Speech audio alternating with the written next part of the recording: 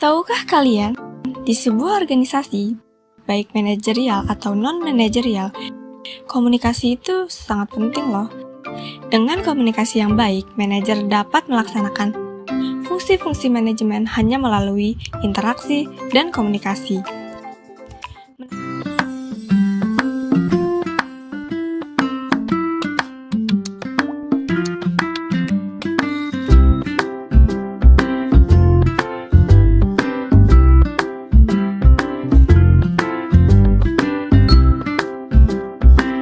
Menurut James A. F. Stoner mengemukakan bahwa komunikasi adalah suatu proses pada seseorang yang berusaha untuk memberikan pengertian dan informasi dengan cara menyampaikan pesan kepada orang lain. Lalu, selanjutnya, komunikasi itu mempunyai 3 unsur esensi, dimulai dari pengirim, berita, hingga ke penerima. Kalau satu unsur hilang, maka komunikasi tidak dapat dilakukan. Proses detailnya komunikasi antar individu dimulai dari sumber atau source. Pihak sumber ini yang mempunyai keinginan menyampaikan gagasan maupun pemikiran informasi kepada pihak lain. Selanjutnya, pihak sumber harus melakukan encoding atau mampu memindahkan pengertian seperti kata-kata percakapan atau tulisan. Berita yang disampaikan pun harus disesuaikan dengan tingkat pemahaman penerima. Setelah itu, pihak komunikator bisa menyampaikan menggunakan komunikasi lisan ataupun komunikasi tertulis, seperti surat menyurat, sesuai yang diperlukan. Lalu, penerima menangkap berita yang disampaikan dan mencoba memahami agar mencapai tujuan yang diinginkan. Selanjutnya, penerima melakukan proses decoding atau dapat mengekstrak makna dari pengirim.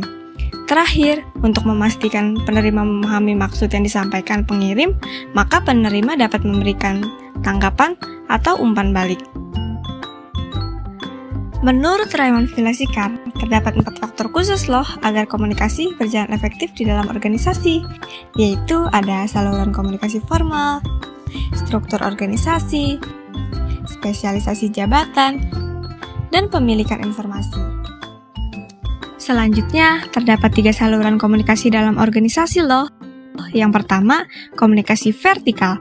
Komunikasi vertikal adalah komunikasi sesuai rantai perintah. Bisa berisi pengarahan, informasi, instruksi, saran, atau penilaian. Jika komunikasi mengarah ke bawah atau downward communication. Dan bisa berisi suplai informasi, laporan, jika komunikasi ini mengarah ke atas, atau upward communication. Yang kedua, ada komunikasi lateral. Komunikasi ini terjadi di antara para anggota tim yang sama dan bisa terjadi antar departemen dan biasanya berisi hasil dari konsep spesialisasi organisasi. Yang ketiga, ada komunikasi diagonal. Komunikasi ini biasanya memotong rantai perintah, contohnya komunikasi yang terjalin antara divisi kreatif dan divisi teknis. Dan ada juga peranan komunikasi informal. Bentuk komunikasi ini timbul dengan maksud pemenuhan keinginan untuk mempengaruhi orang lain. Tipe komunikasi ini yang terkenal adalah grapevine atau mendengar sesuatu dari kabar angin. Dan terdapat juga loh hambatan-hambatan komunikasi efektif. Dari segi operasional, hambatan bisa terjadi karena tingkatan hierarki, wewenang manajerial, dan spesialisasi. Hambatan antar pribadi juga bisa karena perspektif selektif, status komunikator, keadaan membela diri, pendengaran lemah, dan bahasa yang tidak tepat. Dan untuk meningkatkan efektif komunikasi, maka tanamkan kesadaran atau kebutuhan komunikasi efektif, penggunaan umpan balik, menjadikan komunikator efektif, dan pedoman komunikasi yang baik. Untuk selanjutnya, kita akan beralih ke pembahasan tentang etika organisasi. Apa sih etika organisasi itu?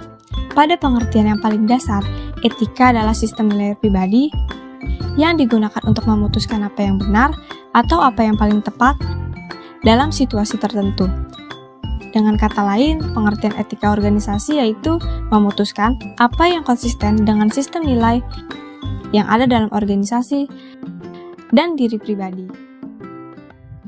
Kalian sudah tahu belum, ternyata dalam etika organisasi itu terdapat 3 konsep etika loh. Yang pertama ada hakikat etika, yang kedua ada norma etika, lalu yang terakhir ada prinsip etika. Hakikat itu sendiri merupakan konsep tata nilai dan pengukuran terhadap sikap, perilaku, atau ucapan yang dianggap baik, lazim, dan patut untuk dilakukan. Lalu pada norma sendiri di dalamnya terdapat 8 sifat loh, yaitu jujur, adil, tepati janji, taat aturan, tanggung jawab, responsif, hati-hati, dan sopan santun. Nah, yang terakhir, pada prinsip etika terdapat 5 prinsip, diantaranya ada prinsip keindahan, prinsip persamaan, prinsip kebaikan, prinsip keadilan, dan prinsip kebebasan. Dalam studi kasus Benki, kasus pilot dalam ekonomi global, merger bisnis telepon genggam, perusahaan Benki dan Siemens bersatu menjadi Benki Mobile. Awalnya bagai angin harapan, terutama bagi para pekerja pabrik di Jerman. Namun, karena penjualan tidak menunjang dan banyak produk yang dipulangkan oleh pembelinya karena bermasalah, akibatnya 2 pabrik Benki di Meksiko dan Taiwan terpaksa ditutup. Karena itu, Benki melakukan restrukturisasi dan mem-PHK sejumlah pekerja. Hal ini sangat merugikan pihak buruh dan karyawan. Para pekerja pun merasa hanya dijadikan bahan mainan perusahaan yang tidak serius. Sekian video dari kami, jangan lupa like, comment, and subscribe.